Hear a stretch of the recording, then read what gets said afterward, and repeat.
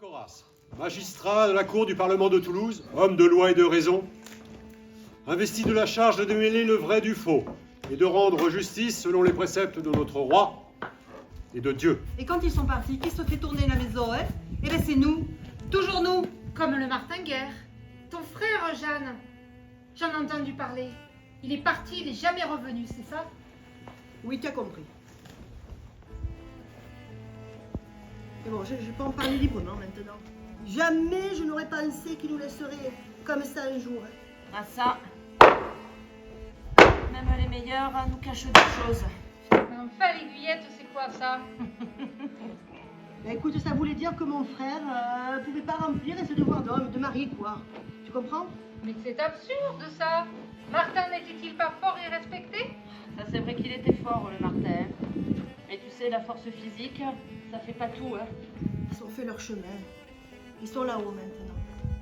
Mais la ferme et les terres, c'est Bertrand qui a tout récupéré? Et Martin ne le sait même pas. Et non, c'est ça qui est compliqué. Compliqué. Oui, parce que en fait, notre oncle Pierre Guerre s'est marié avec la belle-mère de Martin. En conséquence, c'est lui qui gère ses biens.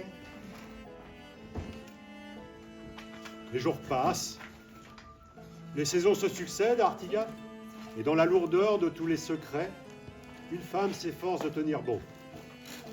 Mais ce n'est qu'un début, et Bertrande de Rolles se bat face à la solitude, face aux hommes, face à une société qui exige d'elle de la force, mais aussi de la soumission.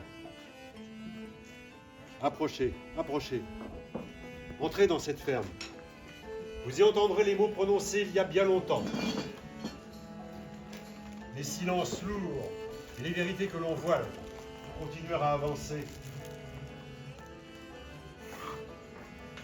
Ah, c'est épuisant. Et je le nourris aussi, cet enfant. Toi, Catherine, tu as su te débrouiller, toi. Après la mort de ton mari, tu as fait ce qu'il fallait. Tu t'es remarié, c'est la meilleure décision que tu pouvais prendre.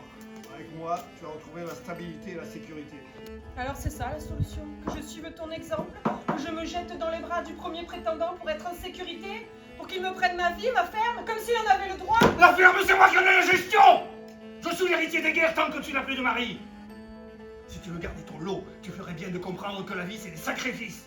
Et pour le moment, je suis celui qui vous fait vivre. Brume épaisse, empreinte de doute, s'est abattue sur les champs, sur ce village et ses habitants. Disait que Martin le disparu était de retour. Et à une lieue à peine d'ici, Martin Guerre est revenu. Bon sang, la Jeanne, elle aurait peut-être bien raison, ça lui ressemble, mais... Ah ma Suzanne, toujours incorrigible. C'est toi? C'est toi? C'est toi? Quel moment fait béni nous vivons ici. Ce retour est un signe de la miséricorde divine. Dieu a posé la main sur nous, comme dans l'évangile selon saint Luc, où le fils prodigue est revenu après tant d'années d'errance. Amen. Amen. Amen. Regarde-moi.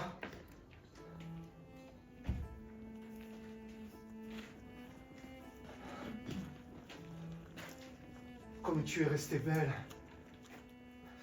Tu n'as pas oublié, dis-moi. Ce n'est pas cela? Ces souvenirs, je me les rappelle, oui, ce sont les nôtres. Mais c'est si lointain.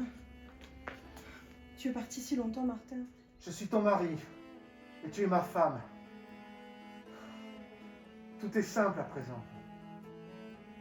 Rappelle-toi, Bertrand, de l'histoire de Jacob et Isaïe. Jacob se couvre de la peau d'un autre pour tromper son propre père. Mais c'est une épreuve voulue par Dieu. Et tiens ton rôle de femme, comme tu l'as juré devant Dieu. Merci, mon père. Je vais prier le ciel pour trouver la lumière et la vérité.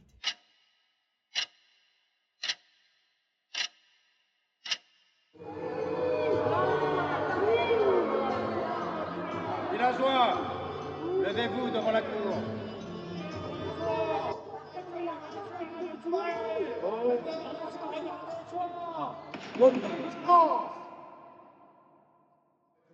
Mais pas mon neveu. Il prétend être Martinguerre, mais il n'a rien de commun avec l'enfant que j'ai vu grandir dans la maison de mon frère. Rien. Alors, on m'accuse d'avoir oublié un chêne Après 3 années passées à vos côtés, à partager le pain et les peines, je pense que le véritable problème est que mon oncle refuse de me payer ce qu'il me doit. Et ils se sont reconnus. Ils s'écriaient en riant « Pansette, Pansette, te voilà, sacré diable !» N'est pas votre guerre. Mais dites-moi, madame, à quel endroit vous commencez à faire? Au printemps dernier, nous étions tous les deux allés dans le champ des petits Kern. Et Martin, Le personnage avec lequel on me confond n'a rien à voir avec moi. Mais moi, je te reconnais, hein? Hein, Panselle? Pure invention. Je n'ai jamais mis les pieds à Saint-Bertrand de Comminges. Et encore moins pour m'abaisser à de tels actes. monteuse de sagesse. Silence.